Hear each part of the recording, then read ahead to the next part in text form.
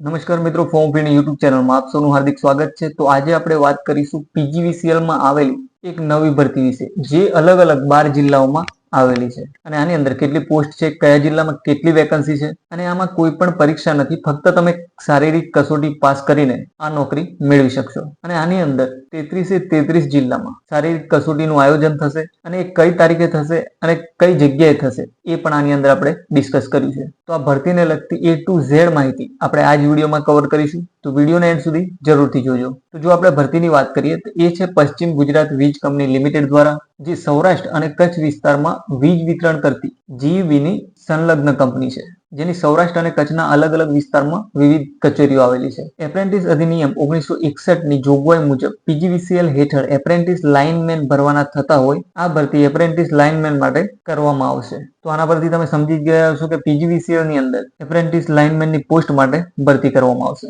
તો હવે આપણે જોઈશું કે અલગ અલગ જિલ્લાઓમાં કુલ કેટલી જગ્યાઓ માટે ભરતી કરવામાં આવશે. તો અહીંયા તમે જોઈ શકો છો, જિલ્લાનું નામ છે, બાજુમાં કુલ ખાલી જગ્યાઓ છે. ત્યારબાદ અહીંયા તમે કેટેગરી વાઇઝ જગ્યાઓ પણ જોઈ શકો છો, જેમાં સૌથી વધુ રાજકોટ ગ્રામ્યની અંદર છે 179, ત્યારબાદ રાજકોટ શહેરની અંદર છે 136, ભુજની અંદર 93 છે, જામનગરની અંદર 108 છે. આમ મળી કુલ અલગ અલગ જિલ્લાઓમાં થઈને ટોટલ 668 જગ્યાઓ માટે ભરતી કરવામાં આવશે. હવે જો આ ભરતીને લગતા નિયમ અને ધારાધોરણો જોઈએ તો જગ્યાનું નામ છે એપ્રેન્ટિસ લાઇનમેન. જગ્યાનો પ્રકાર એપ્રેન્ટિસ લાભાર્થી કહેવાશે અને આની અંદર તાલીમનો પ્રકાર છે ઇલેક્ટ્રિક લાઇનમેનને લગતી એપ્રેન્ટિસ અધિનિયમ મુજબની તાલીમ મળશે તમને. આ તાલીમનો સમયગાળો ફક્ત 1 વર્ષનો રહેશે. 1 વર્ષ બાદ આ એપ્રેન્ટિસ પૂર્ણ થયેલ ગણાશે. આની અંદર ટેકનિકલ લાયકાતની વાત કરીએ તો માન્યતા પ્રાપ્ત ઔદ્યોગિક તાલીમ સંસ્થા એટલે કે ITI ની અંદરથી 2 વર્ષનો રેગ્યુલર વાયરમેન અથવા તો ઇલેક્ટ્રિશિયનનો કોર્સ પાસ કરેલો હોવો જોઈએ. શૈક્ષણિક લાયકાતમાં તમારું ધોરણ 10 પાસ હોવું જોઈએ. તો એજ્યુકેશન ક્વોલિફિકેશનમાં આ બંને ડિટેલ ફરજિયાત છે.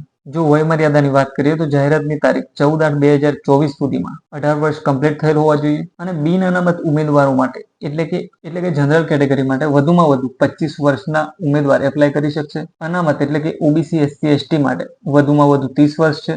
દિવ્યાંગ ઉમેદવારો માટે 35 વર્ષ સુધી એપ્લાય કરી શકશે અને પીજીવીસીએલના કર્મચારીના વારસો એટલે કે જેમના પણ ફાધર પીજીવીસીએલમાં હોય એમના માટે 40 વર્ષ સુધી છૂટછાટ છે. આની અંદર તમને પગાર નહીં પરંતુ સ્ટાઇપન્ડ મળશે, જે સરકારશ્રીના વખત ધારાધોરણો મુજબ રહેશે. આમાં ફક્ત પુરુષ જ એપ્લાય કરી શકશે. આની અંદર ડોક્યુમેન્ટ શું જોઈશે તો તમારે આ બધા જ ડોક્યુમેન્ટ્સના 2 સેટ બનાવવાના છે, જેમાં પાસપોર્ટ સાઇઝના 4 ફોટોગ્રાફ્સ, LC, જે પણ લોકો SCBCમાં આવતા હોય એમનું નોન ક્રિમિલિયર સર્ટિફિકેટ તથા EWSમાં આવતા હોય એમને આર્થિક રીતે નબળા વર્ગો માટેનું પ્રમાણપત્ર રજૂ કરવાનું રહેશે. શૈક્ષણિક લાયકાતના તમામ પ્રમાણપત્રો આપવાના રહેશે. ટેકનિકલ લાયકાત એટલે કે ITIના બધી જ માર્કશીટ તેમજ પ્રમાણપત્ર અને પાસ તથા નાપાસ તમામ માર્કશીટ આ બધાની કોપી આપવાની રહેશે.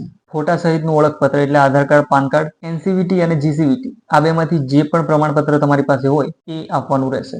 દિવ્યાંગ ઉમેદવારો માટે દિવ્યાંગતાનું પ્રમાણપત્ર. તો આ રીતે તમારે ડોક્યુમેન્ટના 2 સેટ બનાવવાના રહેશે અને આ 2 સેટ જમા કરાવવાના રહેશે. તો તમારી પસંદગી કેવી રીતે થશે તો ઉમેદવારે કંપની દ્વારા નિયત થયેલ શારીરિક કસોટી સ્વરૂપે થાંભલો ચડવાની કસોટી પાસ કરવાની રહેશે, જેને પોલ ક્લાઇમ્બિંગ ટેસ્ટ પણ કહેવાય છે અને ત્યાં જે રીતે સૂચના આપવામાં આવે એ મુજબ પસાર કરવી પડશે. આ શારીરિક કસોટી ઉમેદવારે 50 સેકન્ડમાં પૂરી કરવાની રહેશે અને આ કસોટી પાસ કર્યા બાદ ITIની પરીક્ષામાં મેળવેલ કુલ ગુણની ટકાવારીના આધારે મેરિટ તૈયાર કરવામાં આવશે. કોઈ પણ સેમેસ્ટર કે વર્ષમાં 1 કરતા વધુ પ્રયત્ન જો તમે પાસ કરેલ હશે ને તો તેની ટકાવારી 35% ગણવામાં આવશે. માત્ર નિયત લાયકાત ધરાવતા ઉમેદવારો શારીરિક કસોટી માટે હાજર રહેવું. અને જે પણ લોકો આ કસોટીમાં હાજરી આપે એનો મતલબ એવો નથી કે એમનું આમાં સિલેક્શન થઈ ગયું. આની અંદર આખી પ્રોસેસ કમ્પ્લીટ કરવાની રહેશે અને ત્યાં જે પણ ભરતી પ્રક્રિયા હોય એ તમારે પૂર્ણ કરવાની રહેશે. ત્યારબાદ જે પણ લોકોએ આ શારીરિક કસોટી પાસ કરી હશે એમને આગળની કાર્યવાહી માટે ધ્યાને લેવામાં આવશે. અને આ વસ્તુ ખાસ યાદ રાખજો,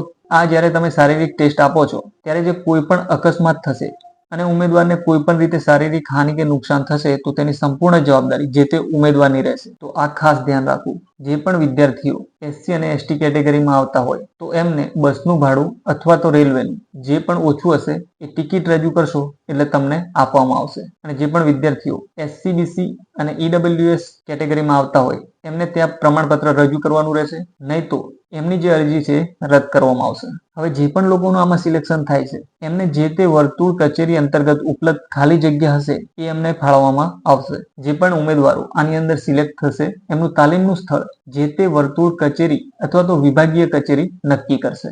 જો ઉમેદવારે કોઈ પણ જગ્યાએ એપ્રેન્ટિસશીપ પૂર્ણ કરેલ હોય કે હાલ ચાલુ હોય તો શારીરિક કસોટી આપવા આવવું નહીં. જે આપણે દિવ્યાંગ ઉમેદવારોની વાત કરતા હતા એની અંદર એસિડ એટેક વિક્ટિમ તથા સ્પેસિફિક લર્નિંગ ડિસેબિલિટી આ બે જ દિવ્યાંગતા ધરાવતા લોકો આની અંદર એપ્લાય કરી શકશે. જો તમે કોઈ પણ ડોક્યુમેન્ટ રજૂ કર્યા હશે અને જો બીજે ક્યાંય તમે ટ્રેનિંગ લીધી હશે અથવા તો હાલ તમારી ટ્રેનિંગ ચાલુ હશે તો ઉમેદવારને આપવામાં આવેલ તાલીમ તરીકેનો હુકમ રદ થવાને પાત્ર ઠરશે. અને આમાં ફક્ત જો તમારી અત્યારે લાઇનમેનની ટ્રેનિંગ ચાલુ હોય તો જ તમારું રદ થશે.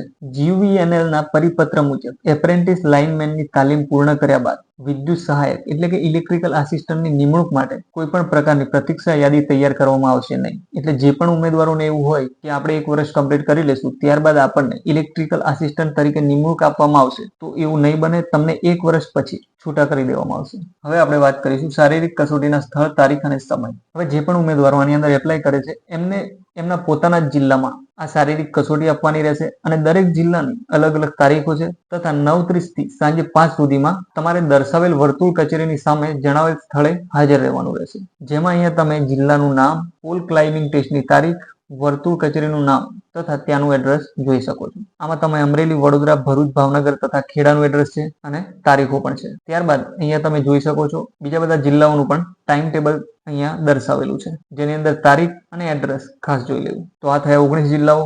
હવે આપણે બાકીના જિલ્લા જોઈશું જેની અંદર અહીંયા 33 જિલ્લા કમ્પ્લીટ થઈ ગયા છે જેની અંદર તમે તારીખ અને એડ્રેસ જોઈ શકો છો. અને ખાસ નોંધ કે તમે ફક્ત એક જ સ્થળે શારીરિક કસોટી આપી શકશો અને જો બીજી જગ્યાએ આપવા જશો તો તમારી અરજી રદ થશે. તો આ રીતે PGVCL ની અંદર તમારું સિલેક્શન થશે. તો હવે ઘણા બધા મિત્રોને એવું થતું હશે કે ભાઈ આમાં ઓનલાઈન એપ્લાય કરવું કે ઓફલાઈન. તો આની અંદર તમારે કોઈ પણ રીતે અરજી નથી કરવાની. ફક્ત જે દિવસે તમારો ટેસ્ટ હોય એટલે કે તમારા જિલ્લામાં જે પણ તારીખે આનું શારીરિક કસોટી હોય એ દિવસે જે રીતે આપણે આગળ વાત કરી ડોક્યુમેન્ટની એ ડોક્યુમેન્ટના 2 સેટ બનાવીને લઈ જવાના રહેશે. તો જો તમને વિડીયો પસંદ આવ્યો તો વિડીયોને લાઈક અને શેર જરૂરથી કરજો અને આવી જ બીજી નવી માહિતી માટે ફોન ફીને સબસ્ક્રાઇબ જરૂરથી કરી લેજો.